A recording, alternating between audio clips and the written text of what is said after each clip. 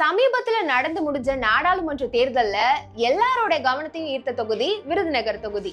அதிமுக கூட்டணியும் பாஜக கூட்டணியும் தனித்தனியா நிற்கும் போதே திமுக காங்கிரஸ் கூட்டணிய தழகியலா நின்னு தண்ணி குடிக்க வச்ச மாவட்டம் விருதுநகர்.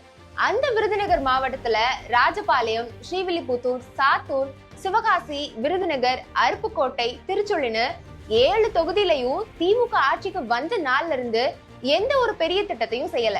கடைசி வருஷத்துல புதுசா திட்டங்களை அறிவிச்சு மக்களை ஏமாத்த நினைக்கிறாங்க திமுக. விருதுநகர் மாவட்டத்தை பொறுத்த வரைக்கும் 2021 சட்டமன்ற தேர்தல்ல ஸ்ரீவில்லிபுத்தூர் தொகுதியில 12,000 வாக்குகள் வித்தியாசத்துல அதிமுக எம்எல்ஏ மான்ராஜ் ஜெயிச்சாரு.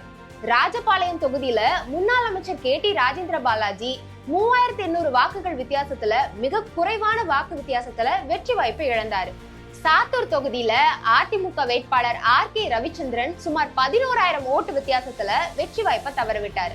ராஜபாளையத்துல அதிமுகவுக்கு 70,000 வாக்குகளும், சாத்தூர்ல அதிமுகவுக்கு 63,000 வாக்குகளும், சிவகாசியில அதிமுகவுக்கு 62,000 வாக்குகளும், ஸ்ரீவில்லிபுத்தூர் தொகுதியில அதிமுகவுக்கு 58,000 வாக்குகளும், அருப்புக்கோட்டை மற்றும் விருதுநகர் தொகுதியில அதிமுகவுக்கு தலா 52,000 வாக்குகளும், திருச்சுழி தொகுதியில 41,000 வாக்குகளும் வாங்கினாங்க.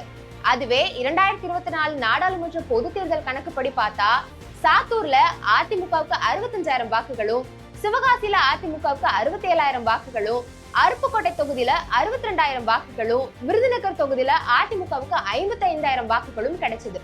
இத்தனைக்கும் அதிமுக தனியா போட்டி போட்டாங்க, பாஜக தனியா போட்டி போட்டாங்க.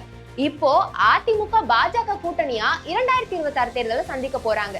முன்னாள் அமைச்சர் ராஜேந்திர பாலாஜி விருதுநகர் மாவட்டத்துல சிவகாசி, ராஜபாளையம் உள்ளிட்ட பல தொகுதியில தினமும் மக்கள் சந்திப்பு நடத்தி அதிமுகவின் செல்வாக்க அதிகரிச்சிட்டு இருக்காரு. விருதுநகர்ல அமைச்சர்களா இருக்கும் சாத்தூர் ராமச்சந்திரன், தங்கம் தென்னரசு 2 பேர் மேலேயும் ஊழல் புகார் இருக்கிறதுனால தேர்தலுக்கு முன்னாடியே ஜெயிலுக்கு போறதுக்கு வாய்ப்பு அதிகம் இருக்குன்னு சொல்றாங்க. 2 அமைச்சர்கள் இருந்தும் விருதுநகர் மாவட்டத்துக்கு எந்த திட்டமும் கொண்டு வரல. அதனால திமுக மேல கடுமையான அதிருப்தியில இருக்காங்க விருதுநகர் மாவட்ட மக்கள். கள நிலவரம், கருத்து கணிப்புகள் எல்லாமே திமுகவுக்கும் ஸ்டாலினுக்கும் எதிராக இருக்கிறதுனால திமுகவே விருதுநகர் மாவட்டத்தின் பெரும்பாலான தொகுதிகளை கூட்டணிக்கு தள்ளிவிட பாக்குறாங்க.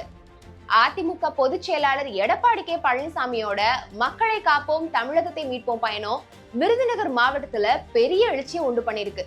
அந்த வரவேற்பும் மக்கள் சந்திப்பும் உரையாடலும் நிச்சயம் அதிமுகவுக்கு 7 தொகுதியிலையும் வெற்றியை தேடித்தரும்னு உறுதியா சொல்றாங்க மக்கள்.